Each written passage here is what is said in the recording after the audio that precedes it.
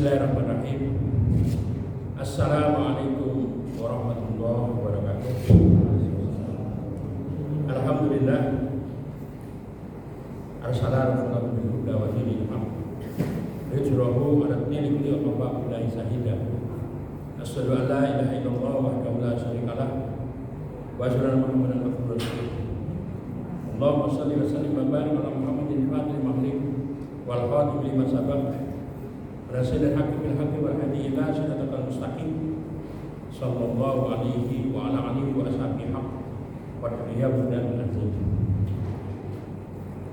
Wa qala Allah ta'ala fil kitabil karim a'udzu billahi minasyaitonir rajim bismillahirrahmanirrahim ya ayyuhalladzina amanu ittaqullaha haqqa tuqatih wa la tamutunna illa wa antum muslimun.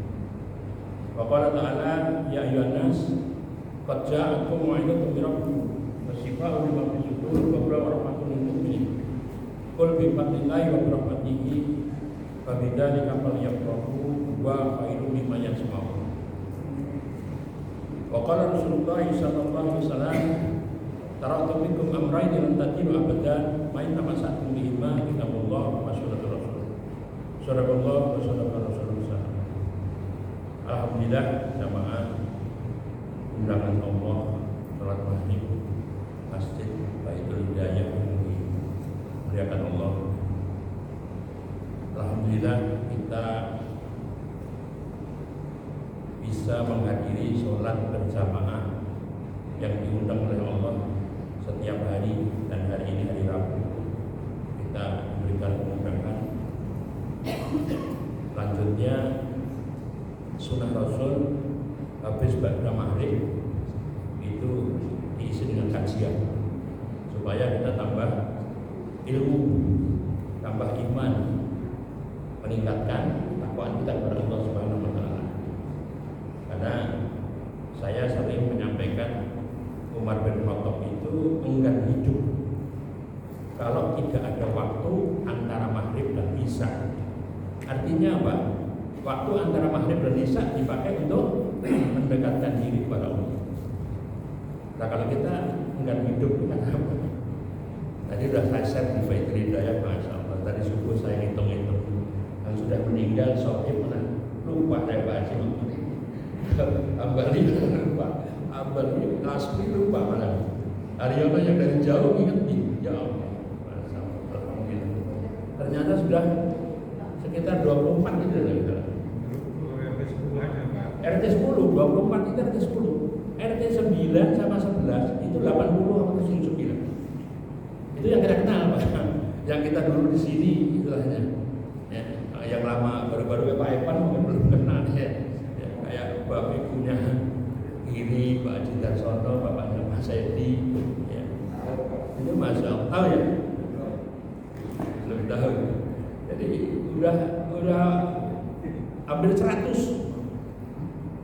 Kalau saya bandingkan dengan saya sakit 4 tahun, yang saya kenal akrab kayak Pak Haji Ambali, kemudian Pak Budi, yang akrab itu Pak Ahmad, bapaknya Sabridal, Pak Sabridal, itu kenal itu 100 juga Pak.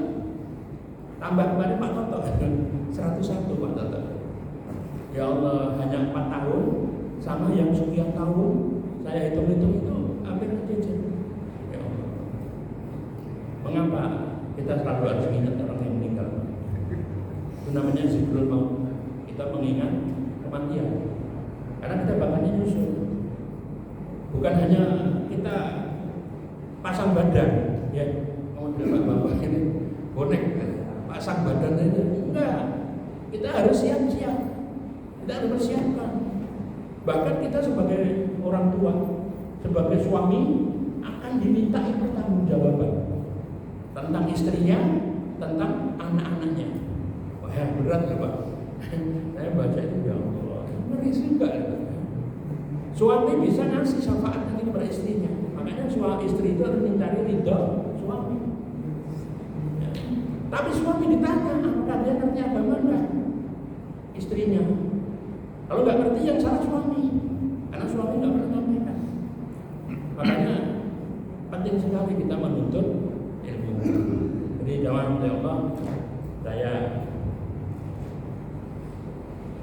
Ramadan itu, masya Allah, itu harus kita mestinya lebih giat, karena Ramadan itu nilainya 700 kali lipat. Jadi beda dengan kayak kita gini, Pak. Kita sholat maghrib begini nilainya 1, berjamaah 27 kali berapa jamaahnya ya. Tapi kalau Aryono di Madinah 1000 nih, 1 kali 1000, 5 kali 5000. Makanya pulang haji ada yang udah gak usah masjid, udah banyak pahala. Ini yang salah di situ ya. Maka lihat Pak Dimasuki, Pak Haji Dahya, siapa namanya? Tadi pulang ya, Pak ada pulang. Pak RW, Pak Jalani. Masya Allah. Jadi kita harus kita harus tambah ilmu, Masya Allah. Nah, Ramadan itu ilmunya kenceng banget mestinya. Karena apa? Kita dilatih sebulan, musuhnya 11 bulan. Bisa nggak kita 10 bulan ini, 1 bulan ini melawan yang 11 bulan? Ya, setiap hari kita baca Quran, setiap hari kita salat berjamaah, kita puasa ya kan? Kemudian kita zikir, ya kan? Kemudian sedekah, kita mungkin sosial dan lain sebagainya. Dilatih sebulan. Nah, setelah sebulan kita keluar, diiming-imingi namanya Syawal. Namanya Syawal. Barang siapa puasa Ramadan sampai Syawal 6 hari, maka nilainya seperti 1 tahun penuh itu puasa. Ada nggak kira-kira yang gagal nggak puasa? Ya kan? Berarti buat Ramadan nggak dapat ilmunya. Ya, Ramadan itu yang dilakukan hanya Ramadan lewat, nggak dapat. Kemudian habis Ramadan, Syawal, maka di situ Syawal itu ada nilainya. Nilainya di situ apa? Yaumul Bid, puasa pertengahan. Sudah namanya Syawal, harinya Senin, kemudian Yaumul Bid di pertengahan, itu pahala 3. Saya ditanya ada teman, itu gimana Pak Ustaz kalau 3? Ya pahalanya 3. Niat puasa Senin, niat puasa Syawal, niat puasa Yaumul Bid. Coba. Nah, kita sholat apa? Pada puasa enggak gitu, ya. Makanya ini bekalnya di Ramadan. Makanya Pak DKM, tolong kalau bisa yang namanya Ramadan itu kita aktifkan terus. Kalau nggak bisa kita bayar orang luar, jamaah kita yang kira-kira punya kemampuan kita kasih mimbar supaya runtuh. Kayak ini JT itu Pak, jamaah takbir itu saling mengingatkan Pak. Tawasau bil haq wa tawasau bis sabr. Ya enggak usah panjang naik 1 hadis baca, ya kan, sampaikan, tapi dilakukan. Jadi kita ini ada ilmunya, ya kalau bisa diamalkan. Kalau nggak diamalkan, ibarat keledai yang muatannya kitab-kitab. Yang namanya keledai bawa kitab ya ngerti sini Pak. Ya. Jadi jangan nggak diamalkan. Makanya bekas-bekas Ramadan itu coba ayo, mari kita selamatkan. Ya. Minimal puasa Ramadan, sekarang ada puasa sunnah namanya Senin Kamis. Besok ada Kamis. Mengapa saya kenceng banget ini Pak puasa? Saya 4 tahun sakit kalau puasa muntah, akhirnya nggak puasa, kehilangan momennya hilang. Untung Allah sayang, masih dikasih umur. Nah, akhirnya dikasih kesehatan, akhirnya pulih lagi. Ramadan ini full. Kalau Ramadan tahun kemarin, 2 tahun yang lalu batal 4 batal Pak. Seumur saya dari batal Pak, karena sakit. Nah, sekarang pun. Nah, sekarang dapat ilmu tentang puasa. Akhirnya puasa lagi. Bapak Ibu sekalian, jadi yang namanya puasa itu, orang yang dizolimi orang itu amalnya bisa diminta. Bapak kayak kajian gini ada amalnya, ya, ada pahalanya diminta, ya, pahalanya diminta sama orang yang Bapak zolimi. Nah, hajinya diminta, umrohnya diminta, akhirnya sedekahnya diminta, akhirnya kurang terus, diambil terus pahalanya itu. Kira-kira apa yang tidak bisa diambil Pak? Pak Tris, apa yang tidak bisa diambil? Haji bisa, umrah bisa, sedekah bisa, yang nggak bisa diambil Pak Tris. Ayo, yang lain. Yang ini tidak bisa diambil. Atau saja. Pahala puasa. Mengapa sekarang pahala puasa? Kok nggak bisa diambil? Jadi hajinya diambil, umrahnya diambil, sedekahnya diambil, sholat malamnya diambil, duhanya diambil, masih kurang lagi terus, masih kurang. Tapi ada pahala yang tidak bisa diambil. Apa namanya? Puasa. Mengapa? Mengapa kok puasa tidak bisa diambil? Karena puasa adalah Allah yang ngasih tahu. Jadi yang ngasih pahala itu Allah. Puasa itu untukku dan aku yang akan memberikan pahalanya. Jadi mau diambil puasa nggak bisa, karena jumlahnya nggak tambah. Kalau haji jelas kelihatan diambil, masih kurang. Itu namanya orang yang bangkrut. Jadi orang yang bangkrut. Tapi puasa bayangin bapak dikasih setahun 360, dikasih puasa sebulan full 6 hari Syawal, Senin Kamis. Senin Kamis berapa? 52. Jadi bapak dikasih 52 kesempatan. Ya, bukan 52 kali 2 karena Senin Kamis. Ya, sepekan itu kan 104 kali. Apa yang kita lakukan? Jangan bapak mengatakan puasa ini. Jangan. Ini amal yang tidak bisa diambil. Saya dolimin Haji Sumantoro. Hitung-hitungan di akhirat, ya kan? Ambil itu bekas ceramahnya, pahala ceramahnya diambil. Tapi puasa saya nggak bisa diambil.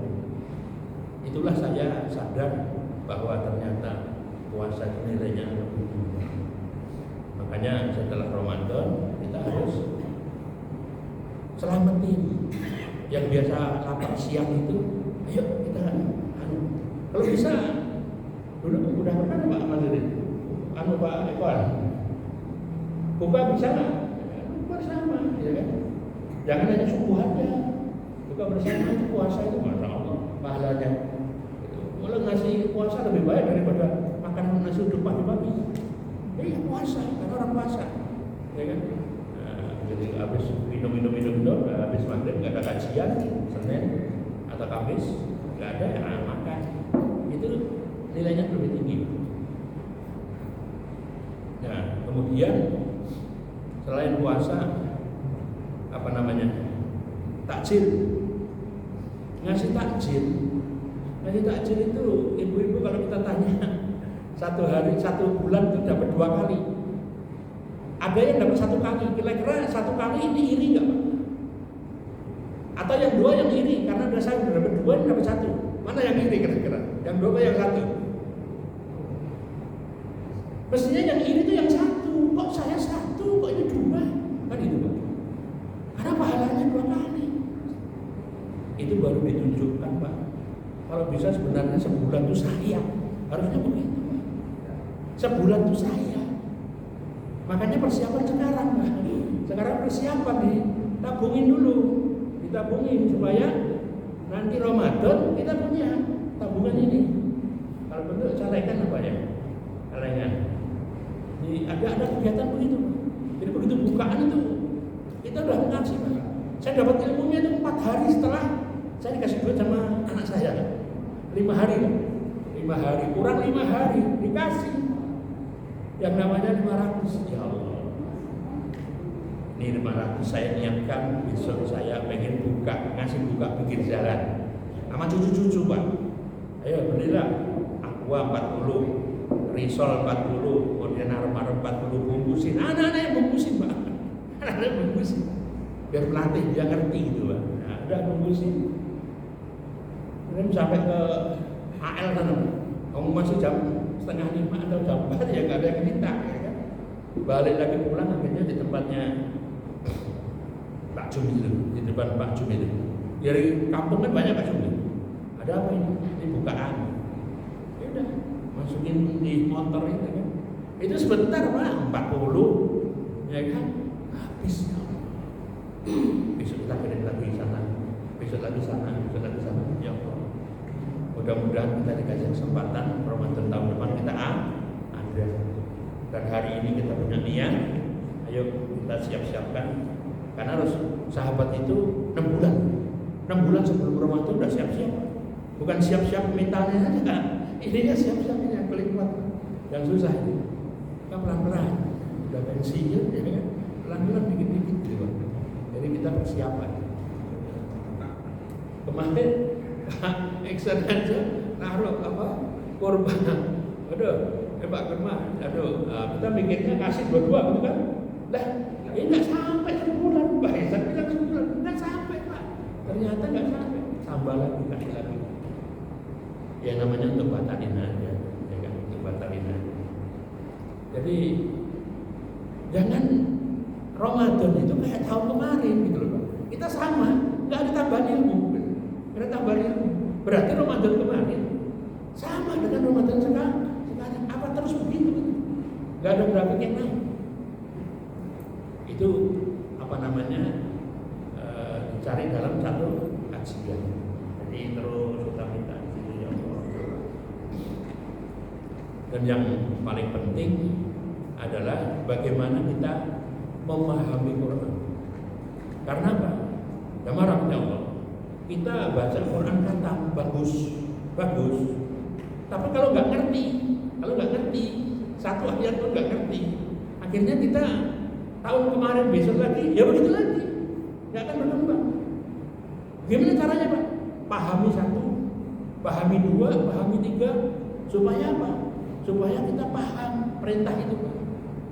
Maaf, saya dari dulu sampai sekarang, saya lihat orang kalau ke masjid itu dengar aja, itu salah. Orang kalau mau maghrib itu udah ada jadwalnya. Saya kayak gitu udah remaja Pak. Dari remaja udah punya jadwal, udah punya maghrib sekian. Kurang setengah jam, kurang seperempat jam, itu siap-siap. Kita harus datang duluan. Mengapa? Apa yang kita lakukan Pak? Kalau kita datang duluan, apa kira-kira yang kita datang duluan? Bisa menjawab aja. Loh kan jalan kan bisa juga Pak. Belum tentu. Ketemu temannya di jalan nggak jadi jawab, ya kan? Tapi kalau Bapak udah di sini, diem aja. Itulah yang dilakukan namanya sahabat Rasulullah.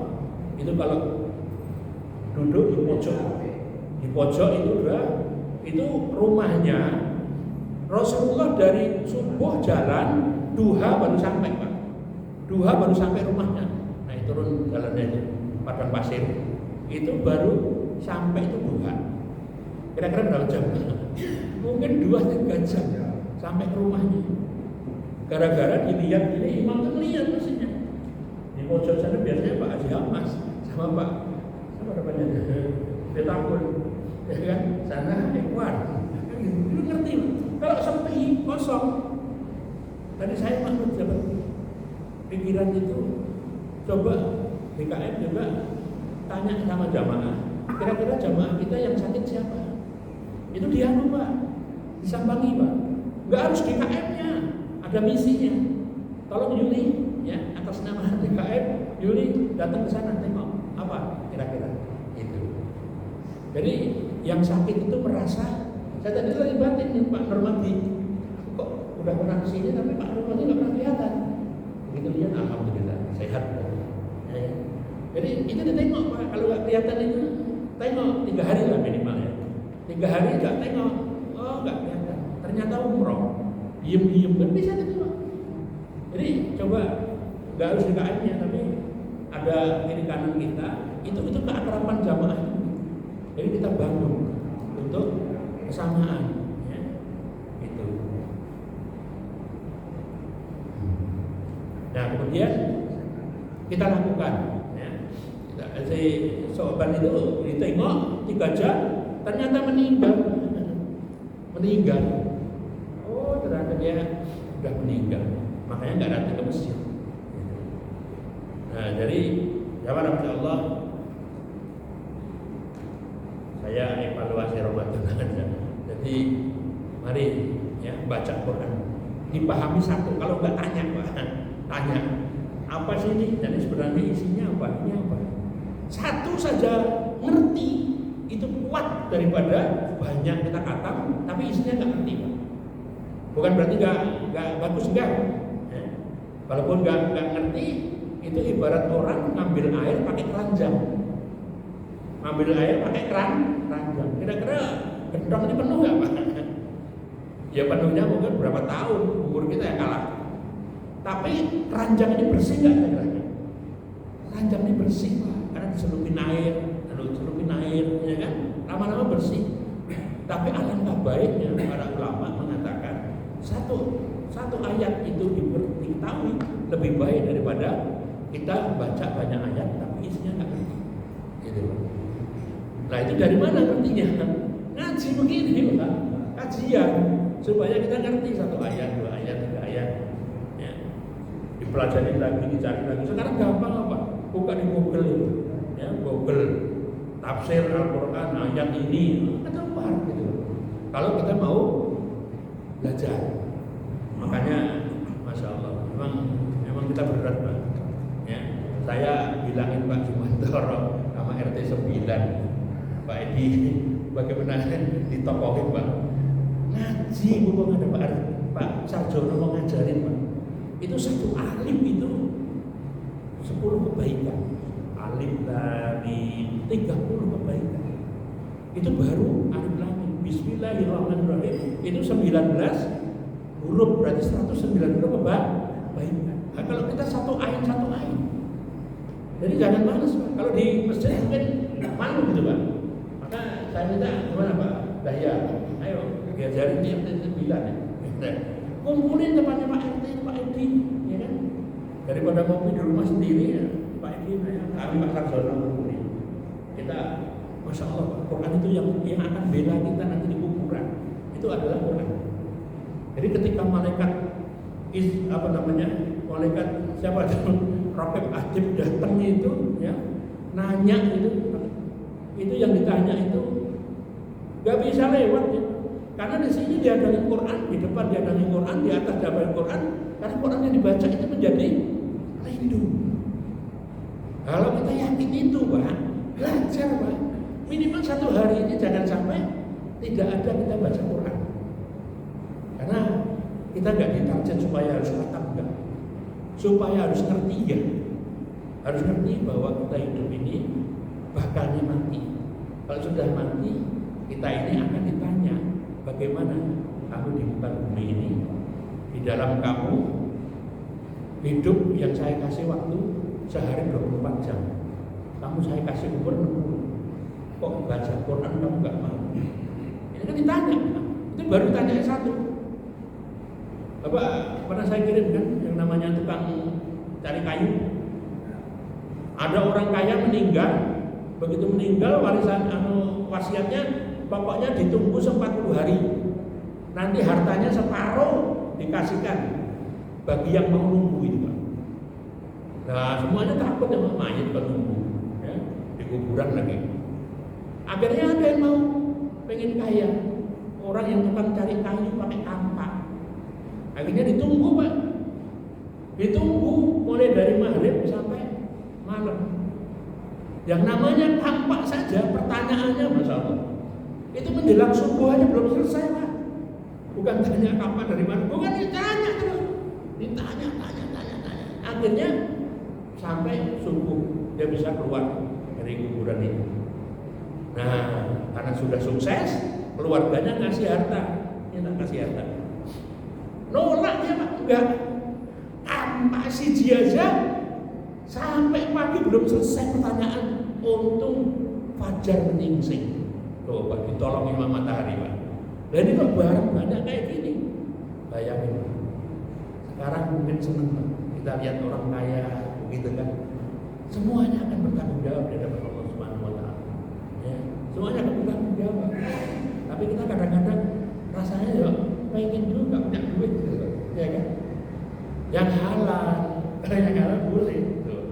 Tapi kalau udah caranya seperti itu, tunggu di akhirat. Jadi hidup yang paling panjang. Kemarin baca nggak bidadari itu Pak? Ya kayak saya kasih kiriman bidadari. Masya Allah, bidadari cantiknya. Tapi secantik bidadari itu lebih cantik istri kita. Justru istri kita nanti dari permaisuri yang paling cantik. Mengapa kira-kira? Karena istri kita itu kita didik dari pernikahan awal sampai punya anak, sampai punya cucu, selalu kita kasih sayang terus. Sampai bahkan meninggal dunia, kita masih ingat, kita doakan terus. Jadi inilah makanya wanita yang mulia itu adalah istri-istri orang yang beriman. Coba, ya kan? Bidadari itu diperintahkan langsung, brand jadi itu aja, Pak. Ya kan? Jadi jamaah rahmat Allah. Jadi mari saya mengajak para Bapak Ibu sekalian, pendekatan diri kita mengingat ya, sumber daripada ilmu adalah Al-Quran. Maka Al-Quran itu mari kita pelajari. Kalau kiranya kita mempelajari di masjid ini malu dan lain sebagainya, ayo kita programkan. Dengan saya punya Pak Sarjono ini, Pak, dia udah bisa ngajarin, Pak Sarjono udah ngajarin. Sayang Bapak ngeliatin orang ini, ibunya juga ngajarin ibu-ibu, Pak. Ibunya ngajarin ibu-ibu dari Bu Haji Masuri itu ada temannya, istrinya ada temannya ngajarin nama ibu-ibu. Yang tadinya nol nggak punya, sekarang udah bisa baca. Coba. Makanya bapak-bapak saya minta, kalau memang di masjid nggak bisa, karena masjid itu memang susah. Saya pernah belajar juga di rumah juga, di rumah-rumah itu. Nah, karena apa enak, ya enak ngopi, padahal di situ juga bisa ngopi. Ya. Nah, memang setannya besar gitu lah. Gitu. Baik, jamaah rahmati Allah, saya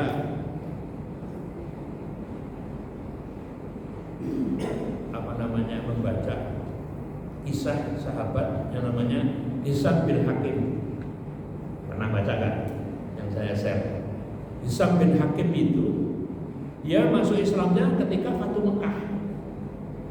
Maka ketika Fatu Mekah itu ada temannya Ikrimah bin Abu Jahal. Ikrimah bin Abu Jahal juga lari dia ketika Fatu Mekah, lari ke Jeddah. Yang sudah umrah lari tahu lah Jeddah ya kan. Lari ke Jeddah, naik kapal, dia mau ke Yaman. Pokoknya meninggalkan Mekah. Karena Mekah sudah datang Rasulullah dan para sahabat yang menduduki kota Mekah. Nah, ketika Hisam itu mengatakan Abu Bakar sudah masuk duluan, kemudian Umar sudah masuk duluan, kemudian Khalid bin Walid yang temannya dia Hisam tadi masuk duluan. Apa katanya Pak? Sekiranya satu hari itu saya bisa sama dengan mereka dalam beribadah, itu pikiran saya jauh, kita ngejar jauh Pak. Ya, kata si Hisam ngejar jauh. Maka dia mengatakan, andaikan gunung Uhud, ya, gunung yang di Madinah, gunung Uhud itu panjangnya 7 km, itu bentuknya emas, kemudian saya sedekahkan untuk Rasulullah, untuk semua sahabat-sahabatnya saya sedekahkan, itu kalah dengan satu harinya Khalid bin Walid, satu harinya Umar bin Khattab. Jadi satu harinya orang Muslim itu Masya Allah nggak bisa terkejar dengan jumlahnya seperti itu. Paham? Sekarang 2 rakaat fajar sebelum subuh lebih baik daripada dunia seisinya. Jadi dunia seisinya juga ada nilainya dibanding dengan sholat 2 rakaat sebelum subuh. Ra'atul fajri khairu minad dunya wa ma fiha. Itu Bapak harus diselamatin tuh. Makanya kalau subuh itu nggak perlu datang duluan, supaya bisa menjawab azan, supaya bisa tahiyatul masjid, supaya bisa juga 2 rakaat fajar.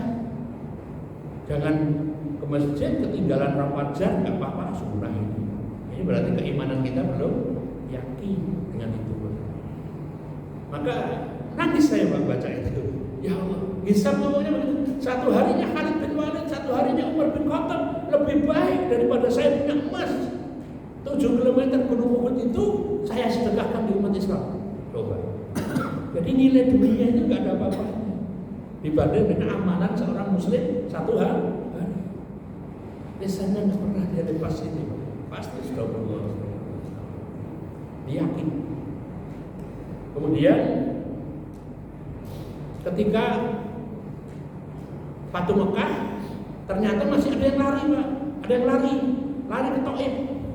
Orang-orang yang tidak mau masuk Islam lari ke Taif, mempersiapkan diri untuk nyerang Mekah. Ketika mau nyerang Mekah, apa yang dibawa? Istrinya dibawa, anak-anaknya dibawa, harta bendanya dibawa.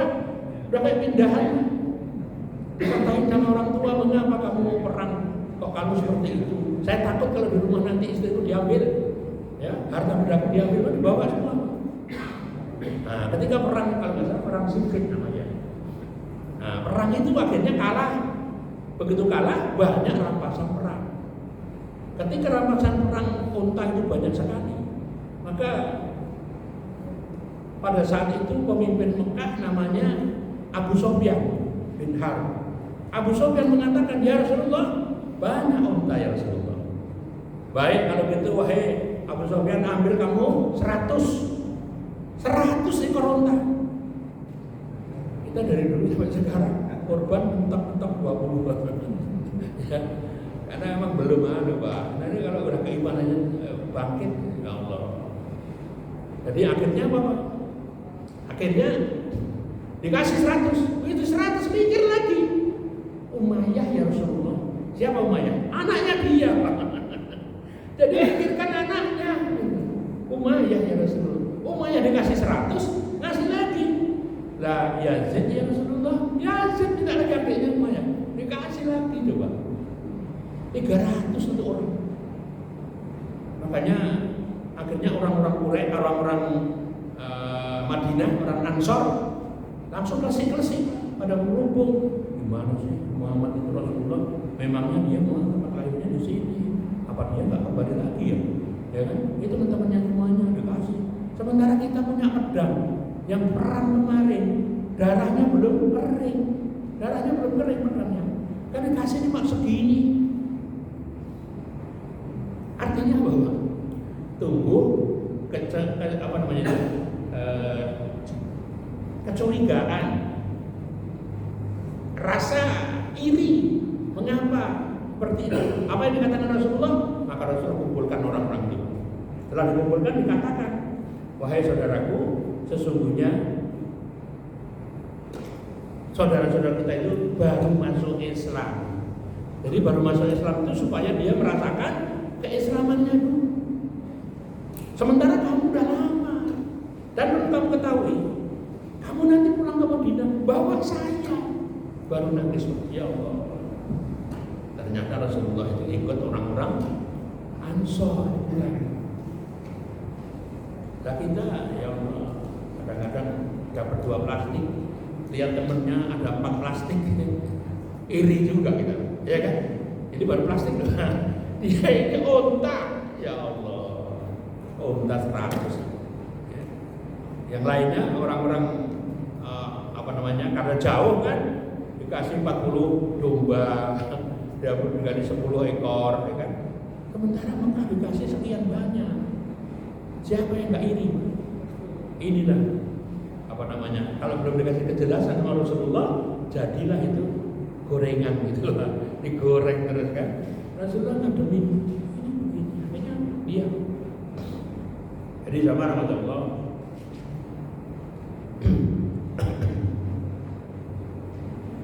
Saya tadi ingin menyampaikan di dalam surat Tauha. Nah ini minimal kita dapat 1 ayat 2 ayat ya. Surat Tauha, surat yang ke-20, ayatnya 124. Wa Faman a'rada an dzikri fa inna lahu ma'isatan dhanka wa nahsyuruhu yaumal qiyamati a'ma.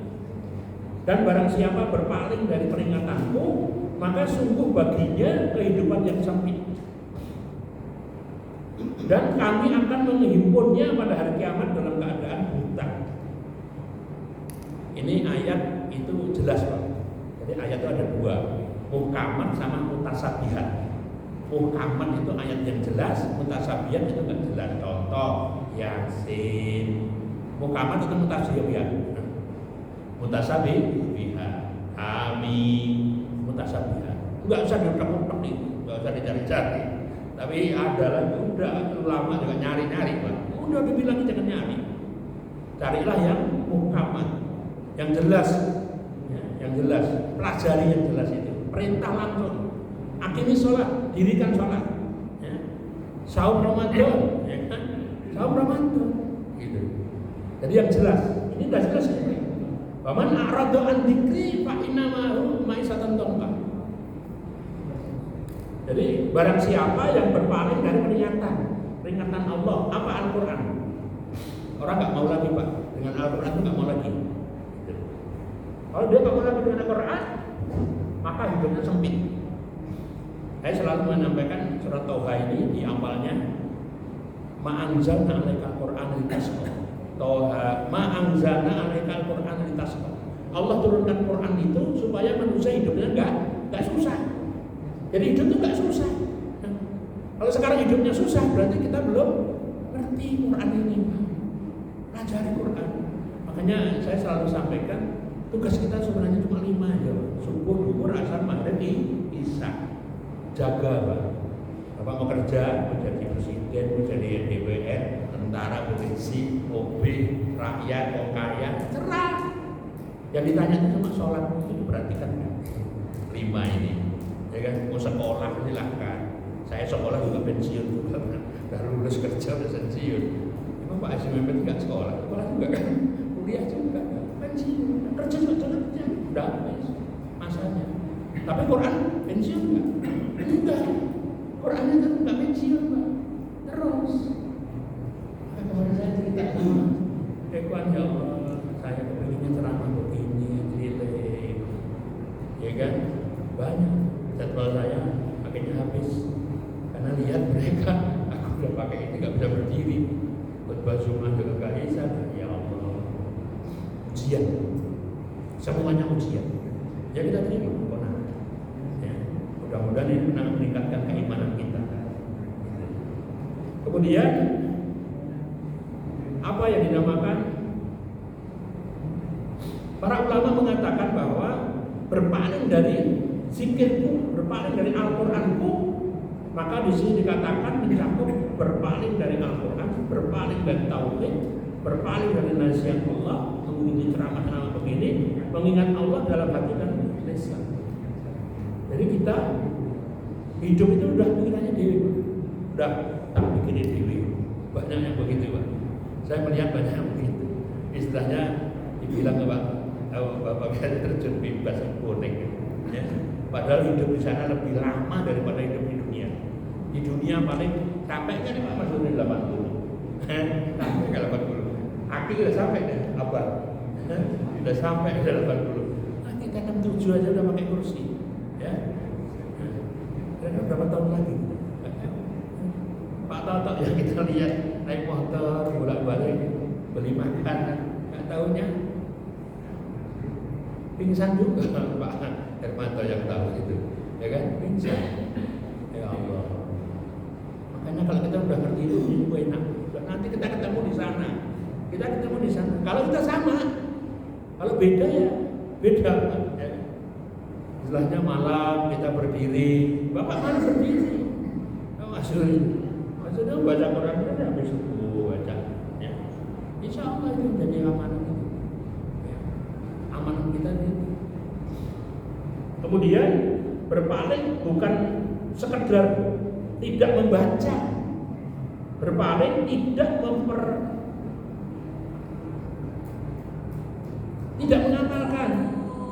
Jadi tidak peduli, tidak memilih dunia daripada petunjuk. Jadi di dunia itu nggak mau dia ngambil petunjuk, pakai dia sendiri.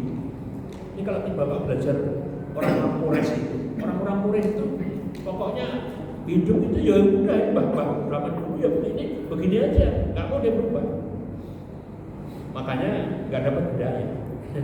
Kalau dia nggak mau masih nekat nenek moyang nggak bisa. Nah kemudian apa yang dikatakan hidup yang sempit? Kehidupan yang sempit, ma'isyatan dongka. Makna dongka sempit itu adalah hatinya gelisah, padahal hartanya melimpah. Tidak ada ketenangan dalam batinnya, selalu merasa kurang, hidup penuh kecemasan. Yang beli garis bawahnya merasa kurang, punya duit banyak, masih aja deh Pak, masih aja.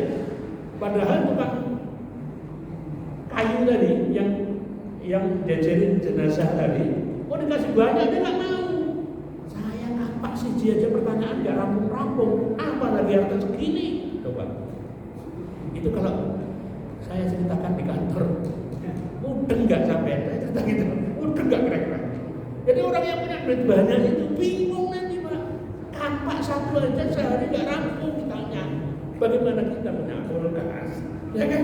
Saya dulu pikir gitu, ada kulkas, ini ada microwave, dan gimana? Itu bertanggung jawab. Masalahnya uangnya halal nggak? Begitu Pak. Kalau uangnya halal, insya Allah. Makanya beli barang-barang itu 2,5% keluarin, 2,5% keluarin Pak Tris. Jadi jangan diambil terus. Beli mobil ya gitu, mobil berapa juta? Keluarkan sekian. Jadi udah aman, udah kita perhitungkan. Gitu. Jadi bukan sempitnya rezeki, tetapi sempitnya hati. Yang sempit itu hati. Banyak orang tampak bahagia, tapi batinnya kosong karena jauh daripada Allah. Benar Pak. Kalau kita dekat sama Allah, Allah dia enak. Hidup itu tinggal nunggu. Ya. Apa yang ditunggu apa? Yang nunggu aja kan panggilan kan. Tunggu rasa armatif. Enggak harus dibantu hidayah. Kalau Pak Bambang lagi Pondok Gede sana ya, di Pondok Gede ada masjid kok di situ. Ya, Pak Hermanto di mana? Ada di Bukit. Di Bukit ada masjid.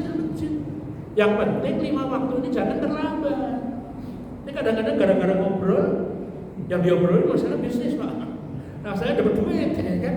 Ini sholat terakhir Pak. Itu karena tidak ada ihsan. Gak ihsan dong. Makanya saya ceritain anak-anak itu, kamu kalau bisa memperhatikan sholatmu, insya Allah mudah hidup. Bapak yang sudah ngalami dari remaja, sholat diperhatikan, istri dapat, anak dapat, cucu dapat. Sekarang tinggal nunggu apa? Dipanggil. Itu barangkali mudah-mudahan sedikit bermanfaat.